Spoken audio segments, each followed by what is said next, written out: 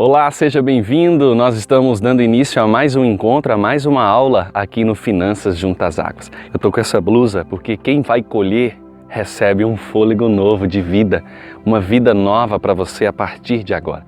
Nós falamos sobre semeadura e agora vamos falar sobre colheita. E a colheita ela é proporcional ao plantio. Nós vemos de forma clara um princípio muito importante no versículo que nós já citamos na outra aula. Aquele que semeia pouco, pouco também se fará. O que semeia com fartura, com abundância, colherá. Isso fala da colheita na exata proporção do plantio. E Deus não impõe o quanto devemos plantar. Cada um semeia segundo propôs no seu coração. Amém?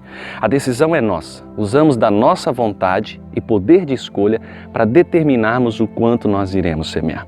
Não é Deus que decide o quanto eu semeio. Sou eu mesmo que faço a minha escolha e tomo a minha decisão. Contudo, ninguém colhe mais do que aquilo que plantou. O tamanho da colheita não é determinado por Deus, sabia? Ao permitir que nós tomemos a decisão sobre o quanto plantar, Deus também deixou em nossas mãos o poder de determinar o quanto nós vamos colher. Nós mesmos determinamos, queridos, o quanto plantamos. E ao mesmo tempo determinamos a colheita, pois ela sempre é proporcional à quantia de sementes que plantamos. Ninguém poderá dizer que Deus o forçou a plantar, mas também não poderá reclamar com Deus por não estar colhendo. Se quisermos romper na área financeira e andar na bênção do Senhor, nós teremos que plantar mais. Inevitável. Então, por isso, há um tempo específico para tudo. É um outro aspecto que deve ser enfatizado aqui, é que a colheita ela não é automática. Ela precisa de tempo. Alguns plantam a semente num dia e no outro já estão cavando a terra para verem por que ela não brotou. Eu colho hoje a semente que eu plantei ontem e colherei amanhã a semente que eu estou plantando hoje. Então há um processo por trás dessa lei. E as coisas não são imediatas, mas a colheita é certa, ela não falha. Eu estou colhendo hoje algumas sementes financeiras que eu plantei há muitos anos e que eu nem imaginava que ainda tivesse a possibilidade de produzirem frutos. Então, no reino espiritual, não ocorre a mesma cronologia de desenvolvimento e amadurecimento da semente que ocorre aqui no reino natural. Mesmo depois de germinar, a semente ainda tem diante de si todo um processo de crescimento, amadurecimento, antes de chegar no tempo da colheita. Você sabe disso.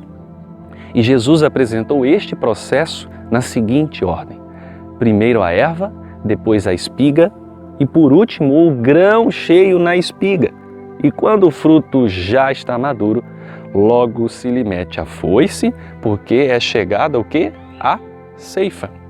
Então muitas vezes nós podemos colher num tempo que aos nossos olhos parecerá rápido. Mas em outras, talvez, quando a gente vai colher, parece que demorou. O fato é que a colheita ela somente poderá ocorrer quando o fruto estiver pronto. Então entenda que a semente tem que morrer. Este é um outro princípio, é uma outra verdade importante sobre a lei da semeadura e da ceifa. E que também precisa ser entendida. É que a semente só frutifica, irmãos, se ela vier a morrer. O Senhor Jesus declarou isso dizendo: em verdade vos digo, se o grão de trigo caindo na terra não morrer, fica ele só. Mas se morrer, produz o quê? Muito fruto. Então a lição que nós extraímos desse paralelo entre o reino natural e o reino espiritual é que não ofertamos para recebermos, e sim pelo propósito da entrega em si. Então, além de honrarmos ao Senhor, ainda a gente vai estar cumprindo as necessidades do reino de Deus, que tanto falamos já, e também de outras pessoas. Quando nós ofertamos, nós estamos lançando uma semente que trará uma colheita inevitável. E devemos semear com essa consciência de que ela vai produzir frutos. Mas nós não podemos lançar a semente só pensando na colheita. O desejo de abençoar nos faz abrir mão de algo que liberamos em favor do reino de Deus ou de alguém. Então essa atitude de abrirmos mão é o momento em que somente assim a semente morre para nós e aí ela pode frutificar. Então uma atitude egoísta e interesseira pode impedir que a semente germine, igreja. Fazer o bem pensando em nós mesmos não é fazermos o bem de verdade, mas é usarmos do benefício como um trampolim apenas para alcançarmos a bênção. Então essa é a mesma filosofia, inclusive apregoada pelos espíritas. Eles fazem o bem para melhorarem o seu karma, ou como dizia alguns familiares. Eles fazem caridade passando um recibo, não é? Mas as Escrituras Sagradas nos ensinam a fazermos o bem sem esperarmos nada em troca. Como quereis que os homens vos façam, assim também fazei vós também a eles. Se amais os que vos amam, qual é a vossa recompensa? Olha só, porque até os pecadores amam aos que os amam. Se fizerdes, olha o que ele diz, o bem aos que vos fazem bem, qual é a vossa recompensa? Que questionamento, hein? Até os pecadores fazem isso. E se emprestais àqueles de quem esperais receber, qual é a vossa recompensa? Também os pecadores emprestam aos pecadores para receberem outro tanto.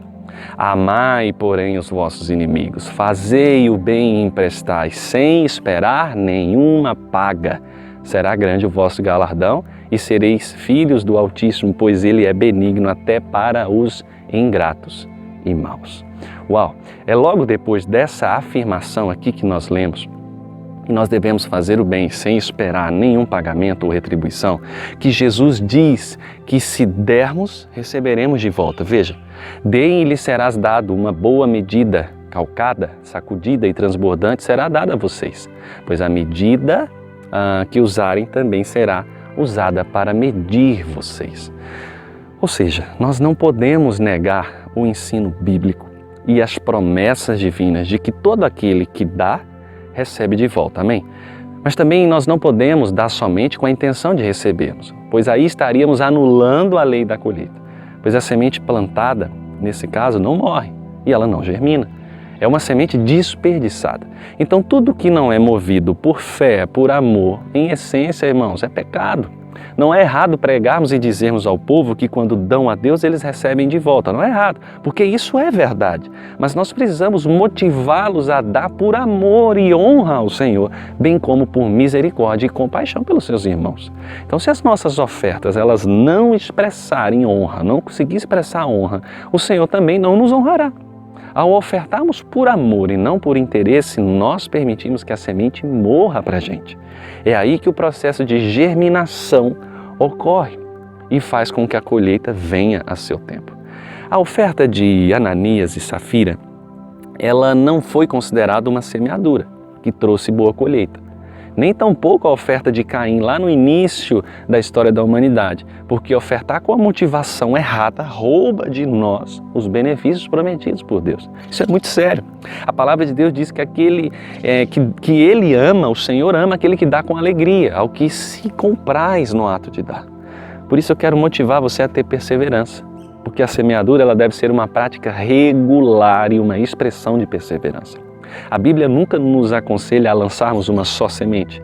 Em todos os exemplos bíblicos, há sementes que frutificam e há sementes que não frutificam. Mas a insistência e a constância nesse ato nos levarão aos frutos. Veja, semeia pela manhã a tua semente e à tarde não repouses a mão, porque não sabes qual prosperará, se esta, se aquela ou se ambas igualmente serão boas. As duas podem frutificar, tá?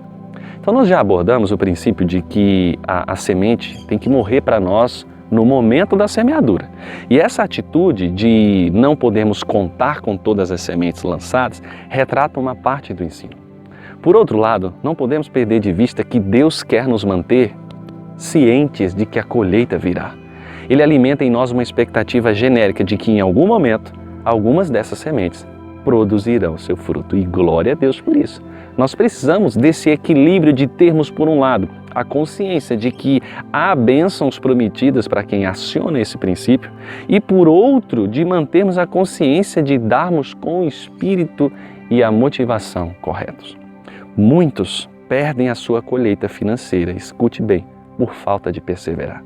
É como se você plantasse a sua semente na terra e alguns dias depois você cavasse. Deixa eu ver aqui se ela está germinando, né? Ou ainda é como se você esperasse pouco tempo após o plantio, então você virasse as costas para a terra semeada e desistisse da colheita, porque ela não foi de imediato, não foi instantânea. Então, além de sabermos esperar, nós precisamos ter perseverança. Amém? Eu refiro-me à insistência, à continuidade, à longanimidade. Não podemos desanimar, não podemos desistir. A colheita financeira virá somente aos que perseverarem em sua semeadura. O apóstolo Paulo, ele ensinou isso na Epístola aos Gálatas, dizendo: e não nos cansemos de fazer o bem, porque a seu tempo ceifaremos, se não houvermos desfalecido. É bem claro o que ele diz. O texto relaciona a colheita ao fato de não desfalecermos. Portanto, não se canse nem desanime. Seja perseverante. Amém? E mais um princípio, não faça alardes.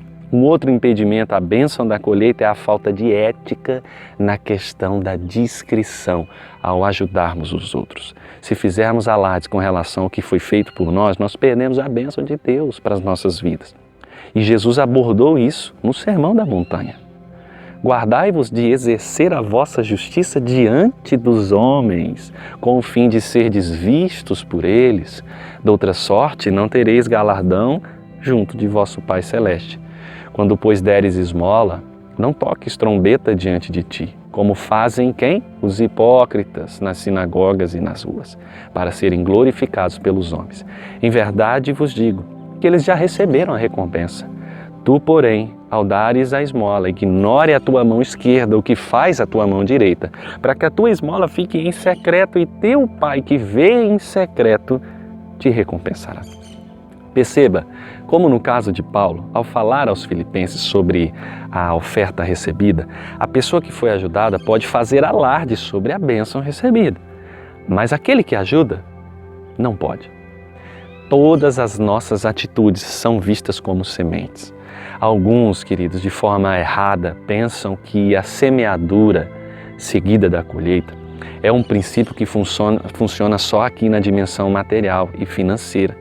Então, quando se dá uma oferta em dinheiro, só pensa nesse aspecto. Mas, na verdade, assim como o emprego correto do nosso dinheiro em favor do reino de Deus ou de pessoas nos leva a uma boa colheita, assim também as nossas atitudes erradas com relação ao uso do dinheiro são igualmente uma semeadura. Não pense que você não está plantando, agindo errado, você está também plantando. E quando a semente é ruim, a colheita também será ruim. Então toda quebra de princípios, estou falando de regra, princípios na área das finanças é uma semeadura negativa.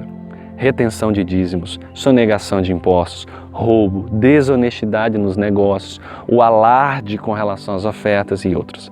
Por isso eu tenho afirmado desde o nosso primeiro encontro que a bênção não vem apenas pela entrega de dízimos ou das ofertas, e sim por uma soma de princípios que são praticados em conjunto. Então a forma como nós vivemos, sim, influi muito. Não basta fazermos a coisa certa, temos que fazer do jeito certo. O jeito certo, ser feito do jeito certo. A semeadura não é só aquilo que fazemos, mas é como fazemos. Então a prática, para mim, é melhor que o conhecimento. O último aspecto que eu quero destacar nesse nosso encontro, complementando o anterior, sobre o plantar e o colher, tem a ver com o aspecto prático.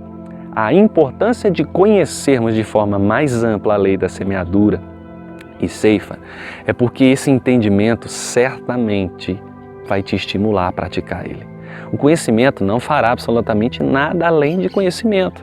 A verdade é que não interessa o quanto sabemos sobre esta lei, escute, e sim o quanto usamos.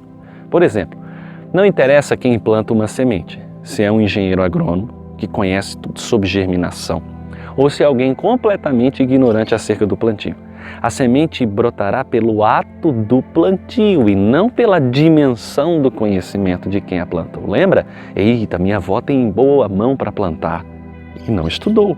Então foi Jesus que nos ensinou este princípio com um paralelo do reino natural, dizendo assim: disse também, o reino de Deus é assim como se um homem lançasse a semente à terra e dormisse e se levantasse de noite e de dia, e a semente brotasse sem ele saber como.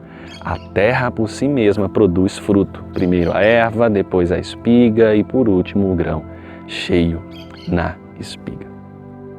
Veja, quando eu comecei a praticar regularmente a lei da semeadura em minha vida, eu não conhecia tudo o que hoje eu sei que está por trás dela.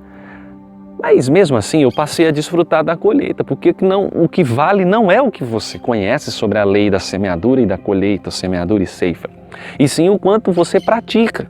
Se você se tornar um doutor em semeadura e ceifa, mas não praticar o que você aprendeu, de nada valerá o seu conhecimento, meu amigo, minha amiga. Mas se você perseverar em semear, você certamente colherá, conforme as promessas divinas. Você crê? Você quer colher mais nas suas finanças? É simples. Coloque o reino de Deus em primeiro lugar. Parece clichê, ditadozinho. Você está cansado de ouvir isso, mas você se cansou de ouvir é porque certamente você não está praticando essa verdade. É um princípio espiritual que só se cansa quem nunca fez. Que louco, não é? Por isso, semeie dentro da tua casa. Semeie na casa de Deus. Semeie na vida de quem está do seu lado. E é a prática que leva ao acesso sobrenatural. Eu tentei aqui nessa aula te dar algumas razões na palavra, mas eu quero insistir, amigo, amiga, você só vai entender isso, adivinhe? Fazendo. Pratique o que você está aprendendo. Pratique a semeadura para poder ter a colheita. E não pense que parado, sem semear, você já não está semeando. Você está semeando.